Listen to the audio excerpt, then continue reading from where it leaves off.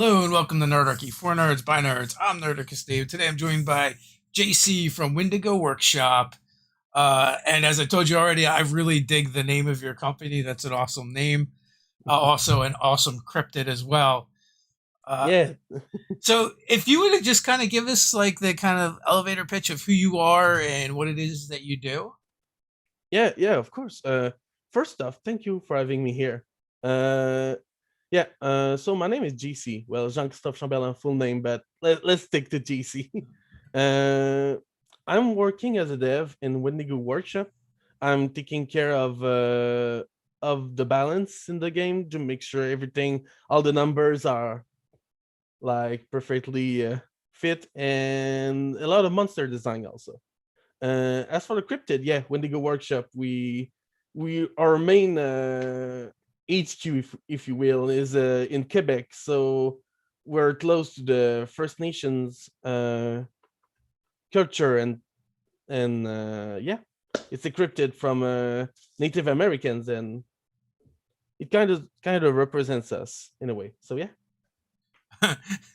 Well, I, not cannibals though. Don't That's worry. what I was going to say. I'm like, wait a minute, isn't the lore that you turn into a Wendigo if you resort to cannibalism? Exactly, yeah. In the Native American culture, one member of the tribe would, if they would eat human flesh, would turn into Wendigo. So So let that be a warning to you. PSA: Don't eat human flesh. don't eat your friends, guys. Not worth. Yeah. So, how did Wendigo Workshop get started, and what is it you guys are working on right now? And as always, folks, down in the chat or down in the description, you can find links to check out Wendigo Workshop. Yeah, Wendigo Workshop. We started first back in 4 years ago. Uh, our regular group were avid Pathfinder players and D&D players, and we wanted something more of a something more that would represent us a little bit more, if you will. And yeah, we got a spark of idea just on brewing our stuff, but then it took a lot of weight and a lot of size, and we were like, well, you know what? We should maybe like work on our own TTRPG actually. So, And yeah, right now we are working on our first project, official project named Arkelon Chronicles. so did you start off by like creating your own system to play in, and then after putting in so much work, or like, oh, maybe we should just turn this into a thing? Or did you start from the beginning going like, you know what, we feel like these things are missing, let's make a game with those things in it? Uh, uh, yeah, the more of the first one actually. Yeah, we tried to mm, mm, take a lot of stuff, but then it was its own thing. We wanted like something that would represent the game more, like we wanted more freedom of choice, and freedom of action. And we thought of a system that for action economy. And yeah, there's that. um so what is the game system you came up with? What is like the core mechanics?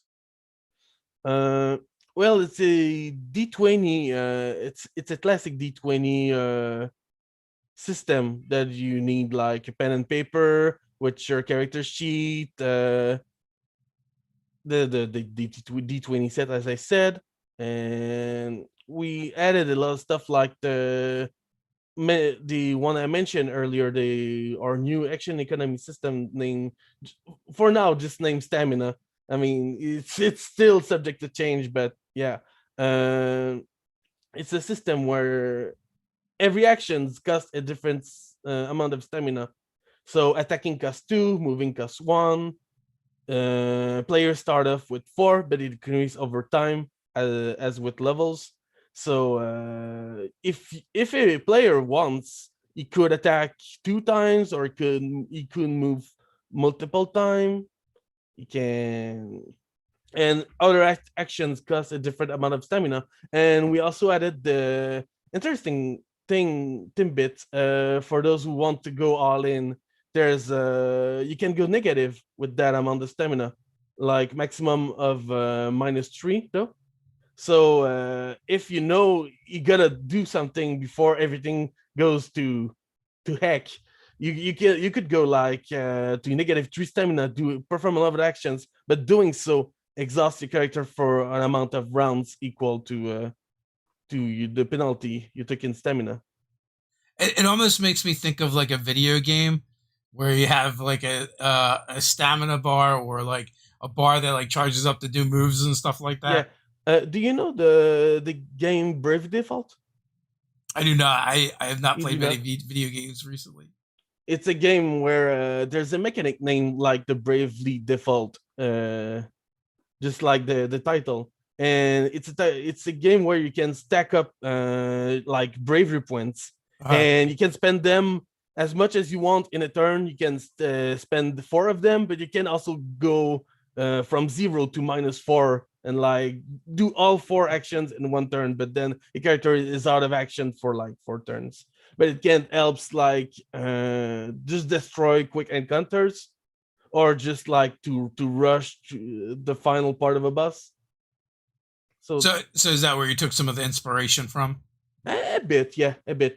Uh, The idea that a character can push themselves past their normal stamina endurance and kind of max out. So, what is the campaign world? the camping world is a place named Arkelon. It's very it's a futuristic, yeah, futuristic setting. So we're trying to have a sci-fi fantasy world where magic and technology coexist together. Uh, Also, would like to have a lot of political and intrigue, a bit here and there, like to make a world like a reflection of our own. You see, but with more fantasy points, of course, like Yeah. magic being there and a little bit more advanced technologically. What is the technology level you're shooting for? Like people are starting to travel through space with Okay. their own spaceship and stuff. Like So this is the early parts of space exploration, if you will. okay. So it's not like full on, integrated intergalactic yet. Yeah, exactly. Okay. And is that the kind of games that you enjoyed playing before, were fantasy games with science fiction mixed in? Well, personally, I'm new to the genre. My colleagues are maybe more experienced in this, Hmm. but as for me, I was a little bit more of the classic fantasy guy. Yeah. But I'm proud of what we created. Like it's still a world where you're grounded, where you feel like yeah, the sky's the limit, and you can go even beyond that. But like you, the main focus is still characters, you know. What is kind of like the evolution of the world? Like, is there overarching story that's going on with the Uh, campaign setting? yeah, definitely. We in the main book, which you can find on our official website as a demo, but we still have a lot of content in there. Uh, there's like a timeline that explains every events that leads to where the world is now. Like one of them is like the revolution of robots, like to have rights and to be recognized as citizen since they have free will. I see you have like a lot of like anamorphic creatures Yeah. in this world, as well as some like constructs. Like Exactly. you Yeah. mentioned robots, but also there's a thing called shardlings that are made out of minerals. Yeah. Exactly. And arcane golems, is that kind of like your Yeah. androids or robots? Yeah. Exactly. Nice. So, you know, how long have you been kind of like playtesting outside of your group? Playtesting outside of Yeah, outside of your like gaming group. Well, it's kind of recent actually. We were at the Draconis. How do you say that? The Draconis convention. Yeah, Okay. it's a convention that was only digital. So we had a lot of parties that would start up a small campaign, a one shot that we made, especially for the event that we made players play, and the feedback. Sorry, pardon my French. The feedback was good. People seem to like it. We didn't add heard too much negative points. Some things are here and there to change, but we're working on them, and yeah, we were happy with the results. Yeah. What is the projected release? You guys have a Kickstarter going on right now, which folks you can go into the description and check that out, as well as you have like a quick start rules that people could kind of like download and check it out. Mhm. Um, Uh, oh yeah, the projected release, as you said. I don't want to say anything too crazy of the sort, but I think it was like June to 2022. I think okay. it's June 2022. Correct me if I'm wrong, but I think it's that. Let me check. Actually, I might just check I here. I don't think I would be the one to correct you. I would just be making up numbers. uh, what What is your experience with RPGs before deciding to make oh yeah. Just to correct myself, yeah, it's August one? Okay. 2022. Yeah. RPGs. Sorry, you Yeah, what's said. your experience with RPGs as I guess as a hobbyist, as a someone who enjoys the hobby prior to being involved in this project. Mhm. Specification. We're talking about tabletop RPGs or just Yeah, RPGs like video game RPGs or tabletop. tabletop. All right. Um, I started back as a youngling at the age of 16, playing for the first time D&D third edition, Yeah, and yeah, it was a revolution for me. My group wasn't the best, if I could say so. It wasn't the kindest, but yeah, it gave me like the little tingle inside of me, like, oh, this is great. This has a lot of potential. So yeah, I couldn't play with them at some point because like school and stuff. yeah. But then as I came back and changed school, I went straight ahead and tried to find myself some people to play, and there was like this committee playing like tabletops in general, and this is where I started. I really started for real, and I jumped to third, third, third and a half. How do you say that? Yeah, 3.5. Yeah, third Three and a point half. five. Yeah. It is technically a half. So do you generally when you play do you play in English or French? Uh, we got a lot of well, we speak in French, but we got a lot of English terms. We could say that we play in franglais, as they say in Quebec, where it's a mix of French and English. Okay. Uh, since here in Quebec, we're the only province that speak French, so we consume a lot of English media, whatever TV or books or from Canada or even the United States. Yeah. So we got a mix of both, actually. Uh, But usually it's French. But yeah. so the game that you have now, Mhm. um, what are some of the narrative elements to it that people might be interested in? Uh, there's a lot of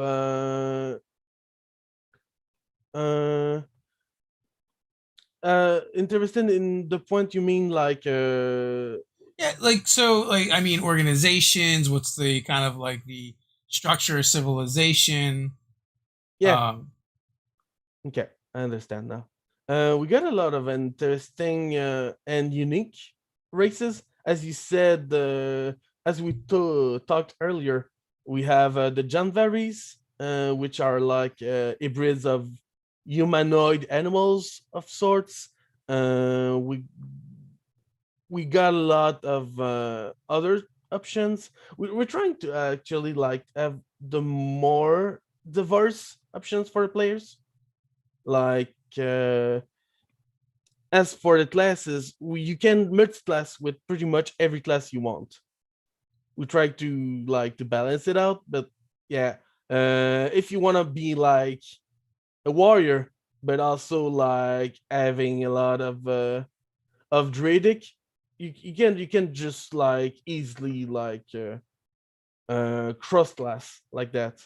Okay. And I think it's one of our main selling points. It's pretty open for players to have what they really want, the class they really want, the race they really want. uh yeah, it's pretty open and inclusive. I think that's one thing that might interest players in to get into. So, the adventures in this world, are they more likely to take place in the world or in space? More in the world than in space. We might be working later after the book is released for like maybe to add on more about the space travel and stuff. But as for now, we focusing on the planet Arkelon, on the world, and we're trying to like to bring it more to life, to map out the continents, to as I said earlier, like the main focus is the player, and now and not the like the whole like the spaceship and stuff. Mhm. We're trying to, yeah. So, what is like the politics of the world like between the different races? Like, does Uh, everybody get along? Is everybody at odds?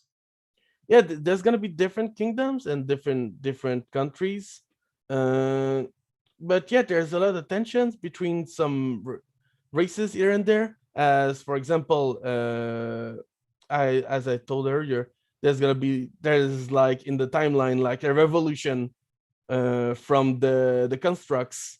Like yes, they are made by the other races, but they have their own free will. And one of the events in the games, like uh, their revolutions to acquire the rights to be recognized as rightful citizen of the world.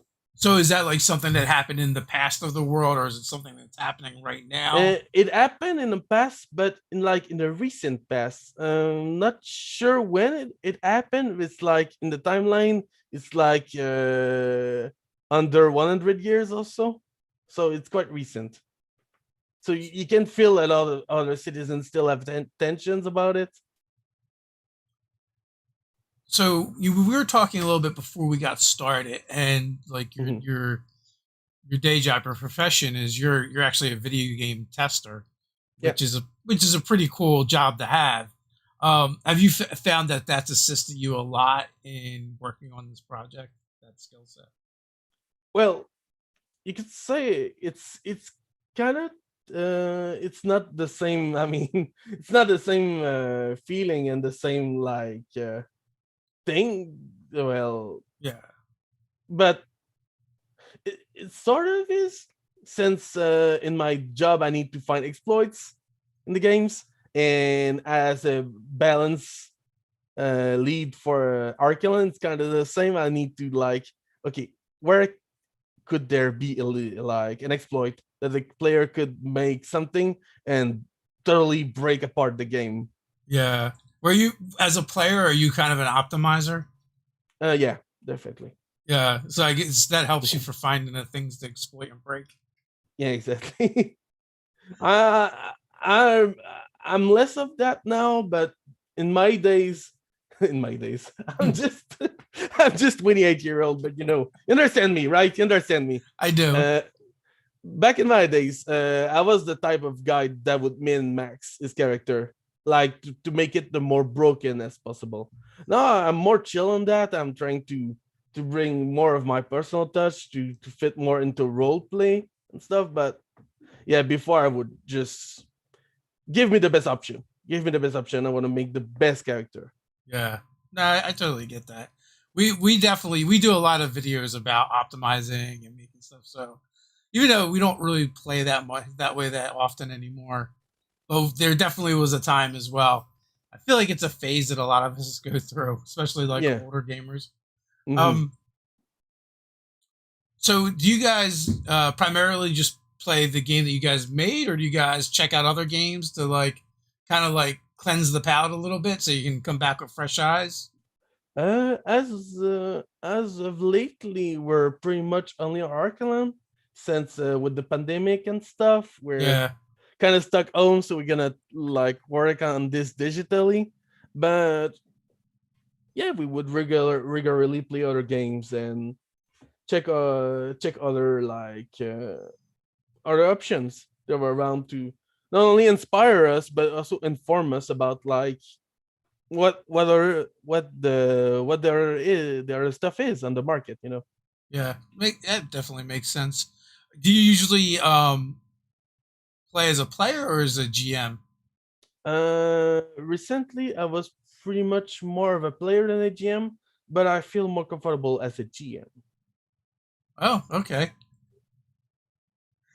Um, so what kind of when you are the GM, what kind of games do you kind of like? What kind of games do you like to run?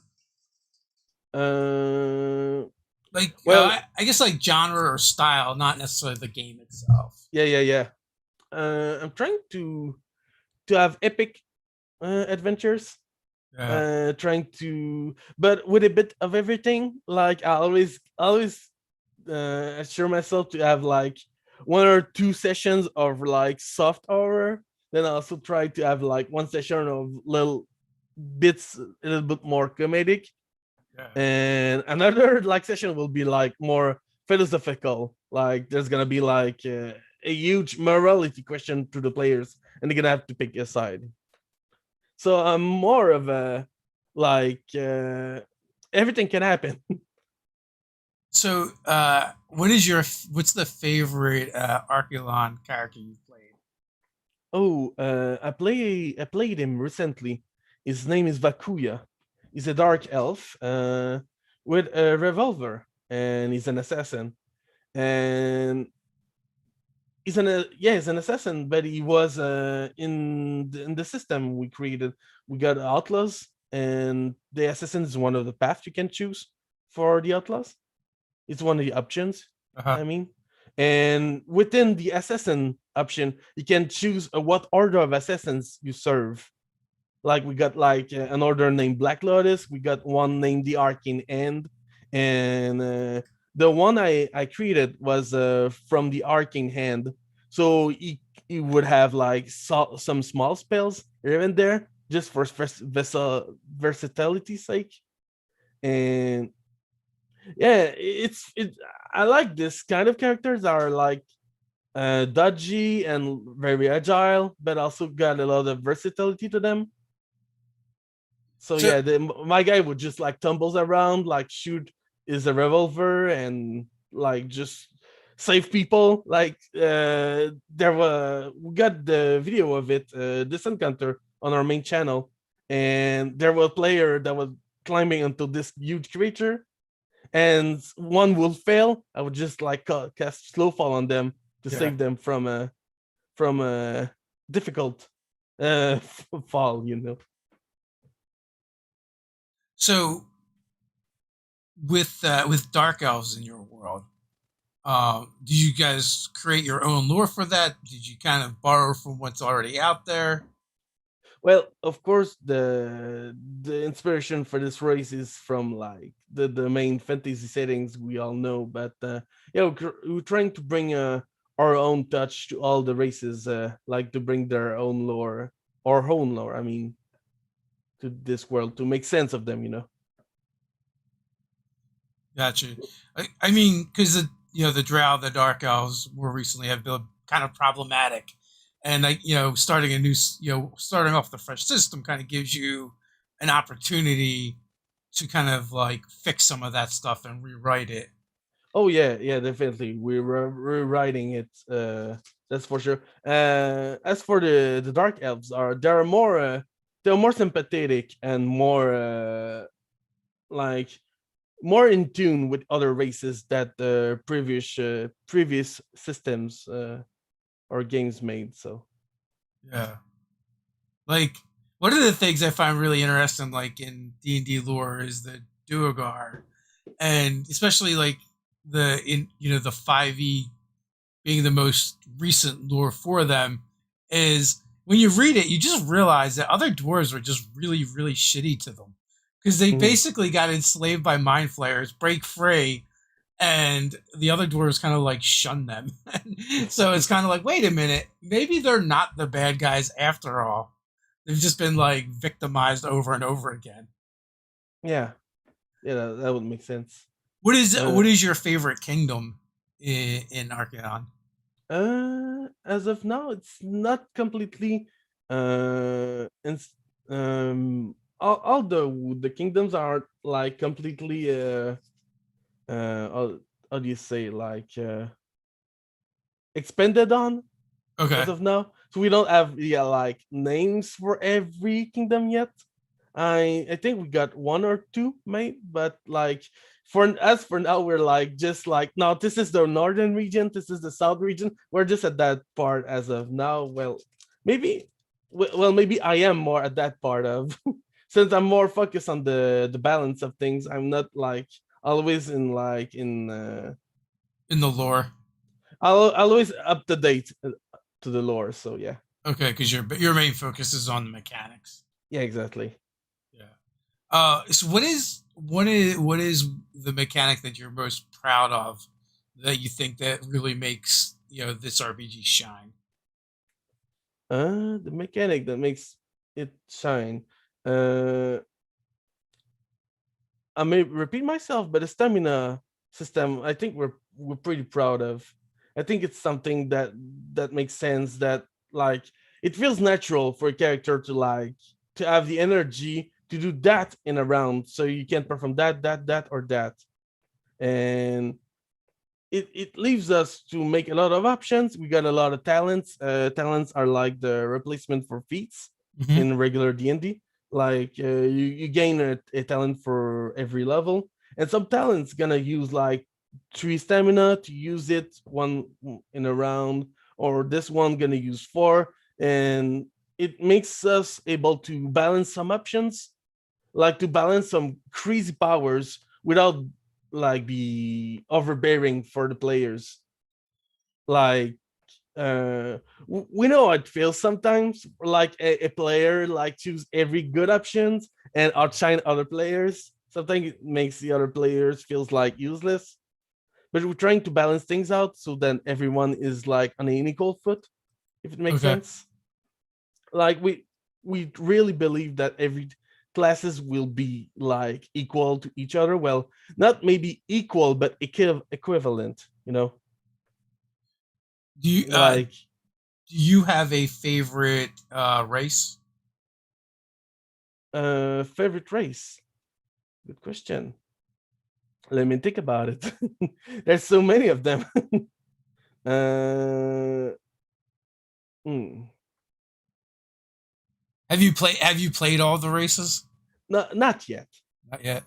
Not yet. uh but I think I like the dwarves because we're trying to bring a unique flair to them. So I think I like that design. Uh, they feel like nice guys, What and is I'm more of the guy that like to play nice guys. you have the a moose character on your website. Yeah, what is that? what is that? That's a good question. I think it's a let me check. I don't want to say anything too crazy, but pretty sure it's Janvari. Okay, so that's kind of like a blanket race where like they're all just anamorphic. So Well, like, there's different heritage for the Janvaris. uh, okay, Uh, just to make oh, or is it? Yeah, we're trying to bring there's a lot of variants. There's so many of them. Like it's kind of overwhelming sometimes. It's a good thing because it gives a lot of options to the players. Like we got 12 classes, but every class has got a lot of different options, and also 12 races. But all races got minimum 3 options. Well, three heritage within them. So like if you mat it out real fast, it's like it's over 1,000 possibilities of combination of races and classes. yeah, it does look like quite a bit. Um, so what are kind of like the threats that players have to deal with in Archaeolon? Definitely the monsters. We're working on having different type of monsters. We're trying to incorporate also big monsters like kaiju size monsters. We're trying to find a feel good system for players, like to have encounters with beasts of this size, like give them options to climb on them, to like aim specific parts of the monsters. Like, okay, you want to climb, you can reach like the back, you can if you want to impale the creature from the back, and the monsters is gonna be big threats in this world for sure. Of course, there's gonna be different kingdoms. They're gonna be like a lot of technology employed by these kingdoms and countries. So there's gonna for sure have like a lot of political threat, like countries going to war or doing espionage and Yeah, it seems like there would be a lot of opportunity for political intrigue yeah, as well. Yeah, or maybe like Cold War style games, exactly. between the various factions and kingdoms. So have you guys thought about where you're going to expand to later in the future after this project? Uh, well, when we're gonna be satisfied with where we're at with the Archaeolon, we want to bring in more of it to life. We don't want to just like here it goes, put it on the shelf and just don't take care of it anymore. We want to make sure the game is properly received by the public, that everyone is satisfied. We're trying to make everything to make it the more complete, you know. Yeah. And as I said earlier, we're gonna maybe like add more to the space travels as an expansion. Have you considered or is your team considered doing any like live plays or stream games? Maybe you have Uh, already. I don't know. yeah, we got one video of it. With the fight with the kaiju, as I said, Mhm. on our YouTube channel. But yeah, we're gonna work on more videos to showcase the gameplay of Arkelon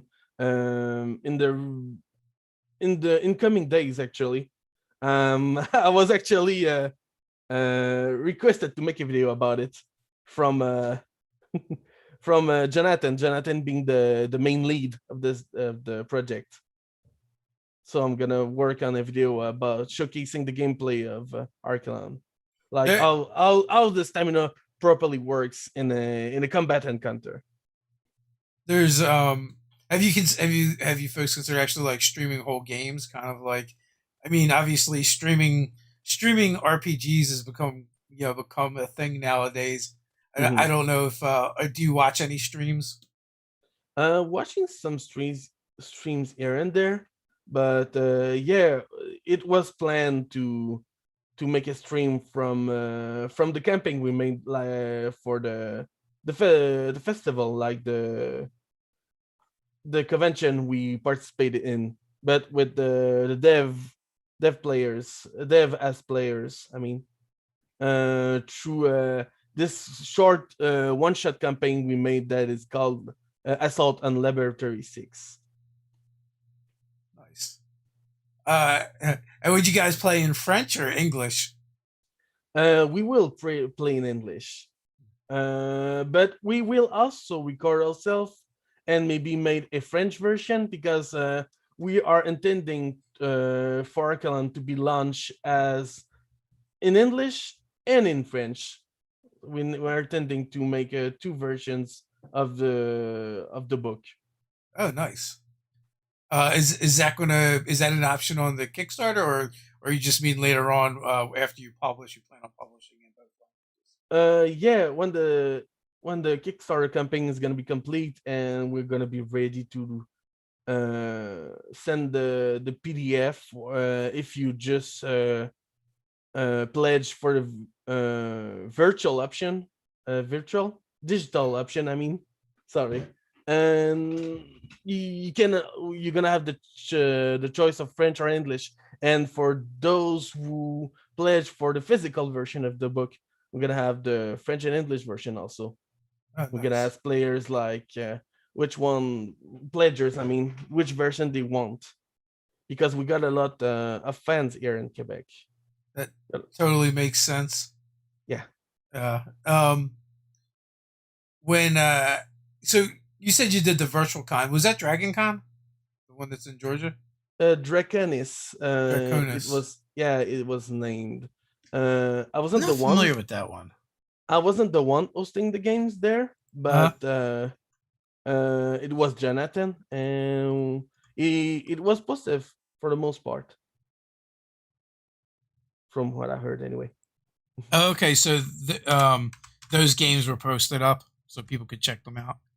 Yeah. The games were in the.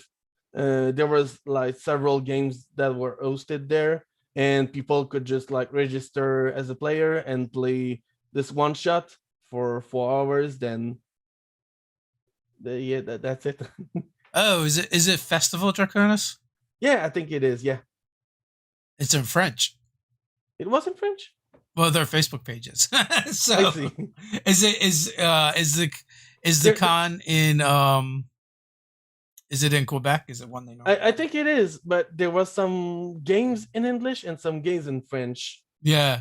No, I'm just looking. I just googled the name, and I see it a I think it was Festival Draconis Facebook page. yeah, I think it was a bilingual Yeah, festival. Yeah, and the we got writing I a see is not English. So we got a lot of those in Quebec. So yeah, nice.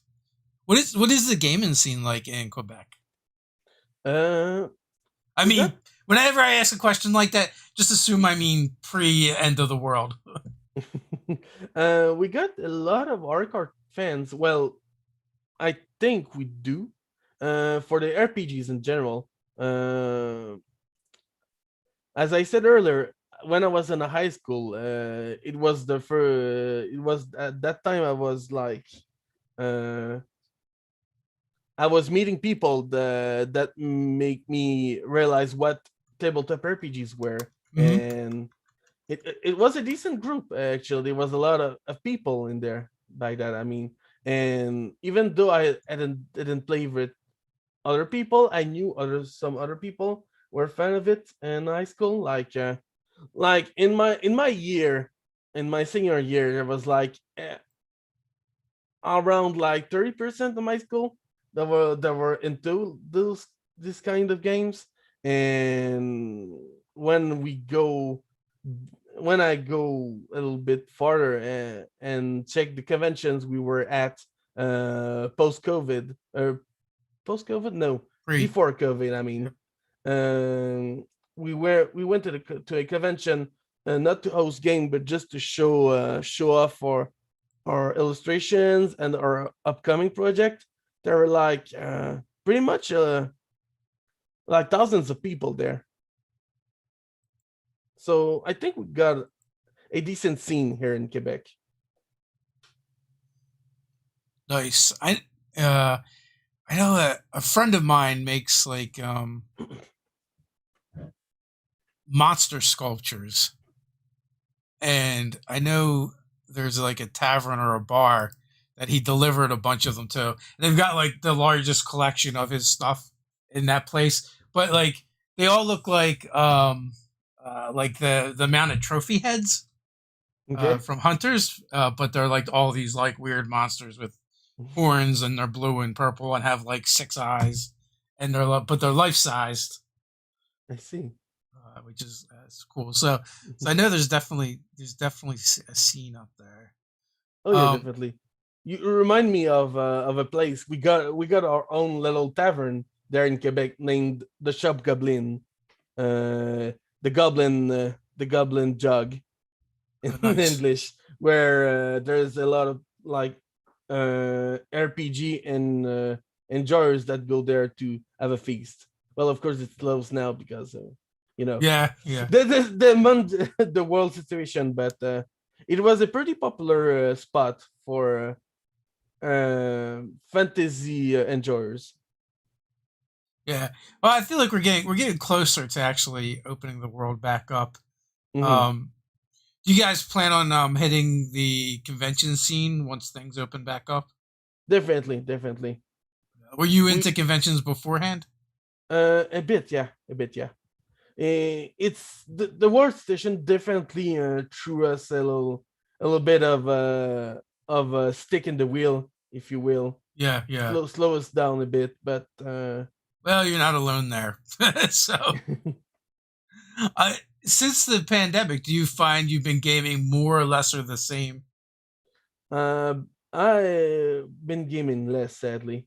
I mean, we still have the options to play like digitally, Yeah, thanks to websites like Roll20, but it's definitely not the same as before, you know. yeah.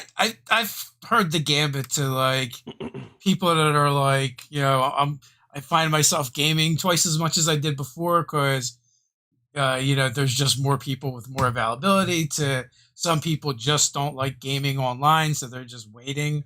Hmm. And then there's actually people that I've heard like they've never gamed before, but they just started because of the pandemic.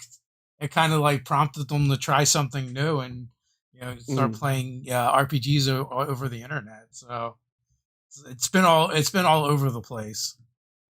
I, we have one group that we play on Saturdays, and we kind of started it because we're like, well, I guess we're gonna all be stuck in home and we're not gonna go anywhere to do anything, so we could hang out, Saturday mornings and roll some virtual dice and have fun, So like Hmm. even for me, definitely added a gaming group because of everything that's going on. Hmm. Were you primarily playing in person pre-pandemic? Oh yeah, definitely. Yeah. Most of the time we were in person since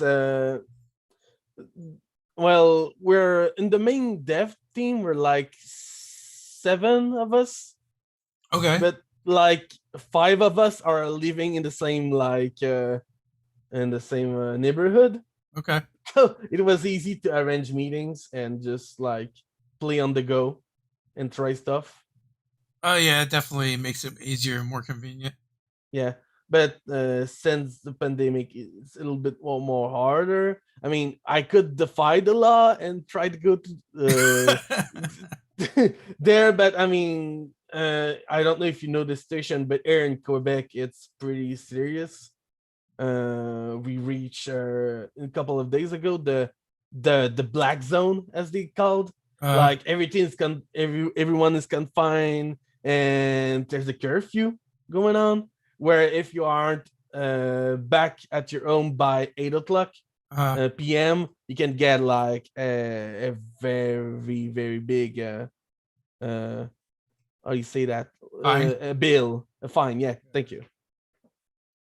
Yeah, I mean, we're kind of starting to open up. I mean, we just had the discussion this weekend about when we're going to start meeting in person again, based on who's been vaccinated.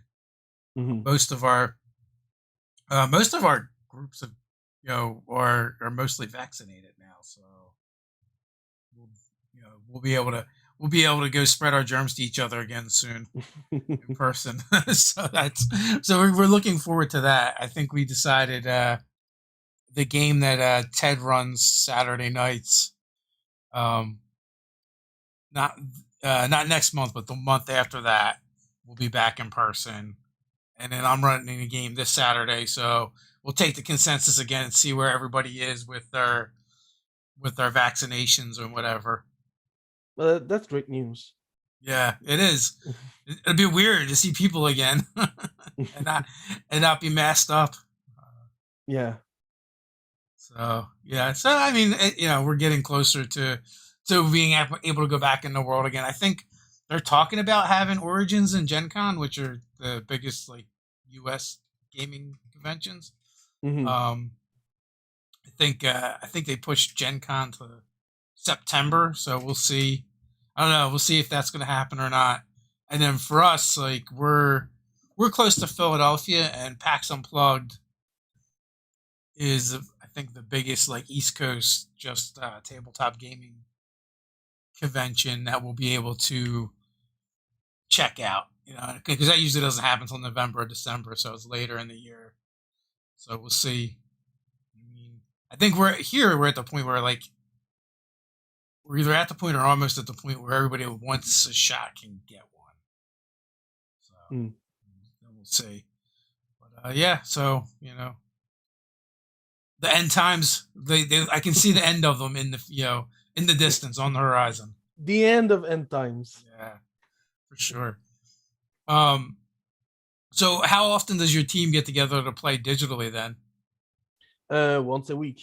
Uh, we have slowed down a bit for now because of the Kickstarter. We're Yeah, trying to reach out as much as we can. We're trying to invest our time at reaching out and seeing other like to make ourselves known. Uh, because as I told you, as well as you mentioned earlier, most of us as have working jobs in the yeah. daytime, so we can't really like take the time for take that time in the day to get some reach on here and there. No, So I yeah. totally understand. I mean, I do this full time now, but for the first like 3 years, I worked a full time job in heavy construction, and then did this when I wasn't working. So, it's a lot, and Hmm. even just doing this and producing products on top of it, I know it adds up and is a lot of work. Hmm. But at least it's enjoyable work. It's fun work. Yeah, yeah, definitely. You guys have a lot of art already out there. Hmm. How large is the art team? Yeah, I like how you bring it like the art team. You could say that like we got different departments. We got like the main core dev team, Uh, as you will, and we got the art squad, the art department, the art team.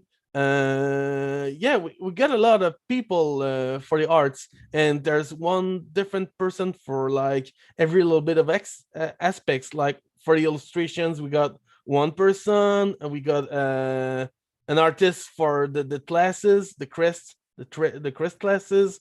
We got one for the item illustrations. We got one for the character designs, and etc. We got like I think like 4 to 5 artists, if I correct.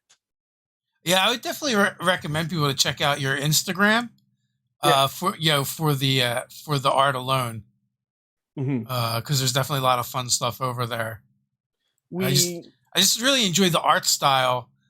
And it's impressive to have that many artists and still have like such a cohesive look to the product. mhm. Yeah, the our team when did a lot of research to find the perfect candidate for the vision we had in mind. Um, so is what dice do you use in the game? I know obviously it's a D20, so the D20. So do you use a full set of polyhedrals or something different? Yeah, the full set that you can easily find in any shop. We wanted to use that set and not create any other tools for ease of access and ease of play for players. Hmm. so you don't have to search like, okay, we need this, and now it's like starting to Yeah. get like a to become a treasure hunt to have everything to start a game. We still want like players to have the players that have like low resources and low budget have the all the stuff they need to make a game easily.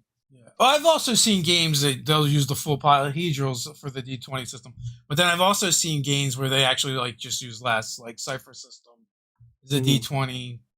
I think there's like very rare, like I think for your recovery rolls it's a D6, and then you might use a D100 for like charts and tables. Yeah. And then there's like mutants and masterminds where you only use the D20 for everything. For most of the roles we do in this game, like 80% of the roles, it's a D20.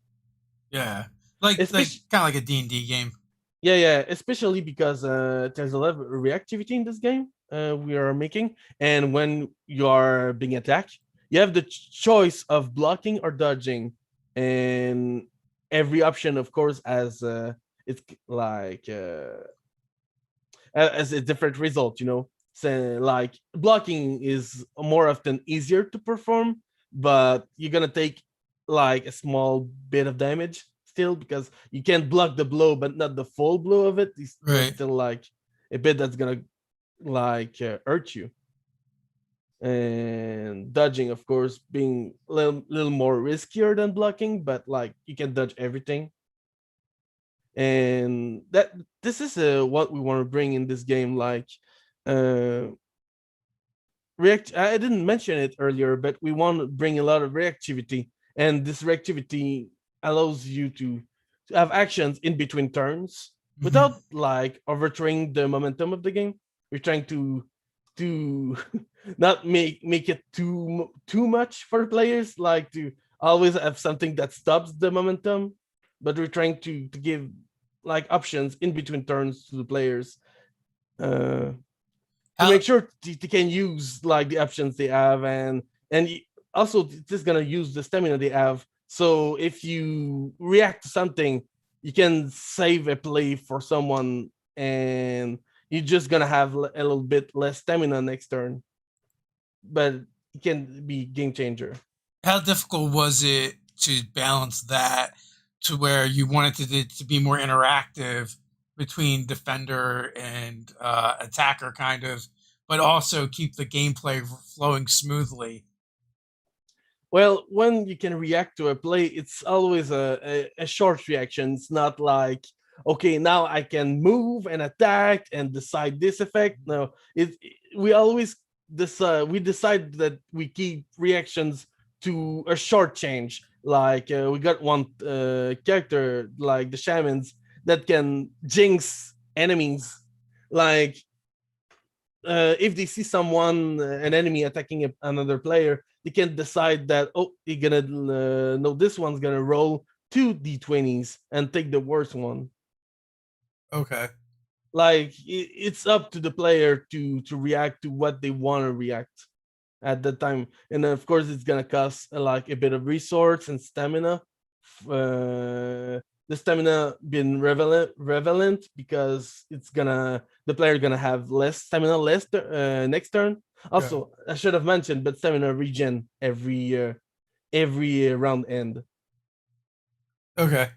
It So powers back up. you always get, yeah, you always get a bank of it, and yeah, using that stamina makes you, as a reaction, makes you more vulnerable during your turn since you're gonna have less of it. So if you had important actions like healing people that you had to do, like you got a strategic decision of, do I help this guy right now Yeah. and prevent some damage, or I keep my stamina to have more healing for the next turn. Did you find it hard to integrate and magic and technology together? Uh, uh, well, it's a question uh,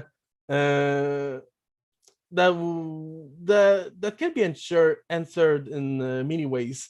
As gameplay design, as the balance, I don't think it's too hard. I just see them as different options. Uh, of course you're gonna bring some flair and uniqueness to both options, so they can be distinct from each other. But that's pretty sure that's harder for the lower side of things, you know, the world building, to I make sure like everything makes sense yeah. together, that uh, there's not something that one thing doesn't make another thing incoherent or like useless, if you will. Yeah, we found like we played a modern D20 or a modern D&D game using the 5e rules. Hmm. And what the warlock character kind of figured out was like, I'm better off just using an AK-47 and hand grenades than casting my spells in combat. So like in some ways, like, some of the technology options kind of made some of their abilities less effective. Yeah, definitely. That's the thing that's important, and that's also brought to that's also something you can bring to monster design to remediate to it. As for example, there's gonna be like creatures resistant to physical damage, like highly resistant to physical damage, but then elemental damage is gonna be easier to arm them. So you're gonna have like useful magic users to shine at those situations. Now, I mean, kind of in hindsight, I guess one of the things is like when you have that is then like it might just kind of change how you play those characters. Like if offensively in combat you're not worried about using magic, but instead are relying on technology, I guess it opens up some avenues to use your um, use your magic in other ways and more other interesting ways, maybe for utility or defense or Or utility, yeah. yeah. Yeah, as I said earlier about the character I played, Vakuya. Yeah, he's an arc in hand assassin, so he can use magic, but he doesn't have like offensive spells. His offense is mainly in his weapon, you know, Yeah. and like all the spells he had were like utility based. So like just bucket tricks, you know, to save the day or help things in specific situations. So yeah, it depends on the players, like when they want to bring, how they see their character. Like they want a pure magic blaster that shoot fireballs that destroy everything. You can go that way, but you can also go the more utility based way. And so in this game, because it's kind of it's modern times, Mhm. are people still using like long swords and battle axes? Oh yeah, definitely. Uh, of course, there's gonna be some upgrades here and there to the weapons, but Yeah. uh, yeah, we're still in a time where they're still in a universe where the best option is just to have a big sword or a big axe and just slam it on the enemy. Oh, so that's so like guns haven't made that obsolete. Like, Yeah, no, we definitely want every kind of playstyles to be like viable, if you will. Uh, and we justified that aspect via the fact that this well discovered a meteorite mineral that could make like weapons very sturdy and very like destructive. does that material not work for like bullets and guns? Uh, well, they do, but to a certain point, though. Or or maybe cost prohibitive because bullets are one shot, one use. So like if it's really expensive to make bullets from it. Yeah, there's also like how to balance things out. We also like thought of reload mechanics, Okay. since you can't just like just you can't just be always blasting without without consequences. You need to think about your bullets amount. Like in a revolver, you got 6 bullets, So you're gonna make them count. And What? So uh, like eh, what? of course, bigger weapons like as you said, someone with an AK-47. Those weapons cost a lot more Yeah. than like a pistol, so it's not a viable weapon choice for early game characters. Like you can't spend really that much credit on that option early game. So are there like are there energy weapons? Like what is where Oh yeah, does we're implementing mini energy weapons like cryo weapons for frost damage. We got pyro weapons for fire damage, etc. Shock damage, you name it. We got a lot okay? of options. I was just kind of curious, like the level of technology. Um, is it more like modern times where it's like okay, ballistic weapons is where you're at? Yeah, But we still have ballistic weapons that are very useful and and very well straightforward. yeah, and then so then I guess there's also more like futuristic weapons as well. Then Yeah, we got like flamethrowers that shoot in a cone and line, and we got all those kinds of options to make the player have more of a unique feel of what they want. Like we're trying to give every weapon its unique twist. can I wear power armor? There's gonna be power armors. I don't know if they are implemented yet, but they were in the works for sure. Yeah. What about mechs? Mechs we haven't thought of as of now. I'm not sure if it's something we want to work in the future, Uh, or we're gonna. Pretty sure we could create some options for those, but we still haven't reached that part yet. yeah, I was just trying to get to like the scale and the scope of the setting. Mhm. Well, we're just past the hour mark. Yeah. Final thoughts before we head out? Uh, Once again, thank you for having me here. It was a pleasure to be here talking to you.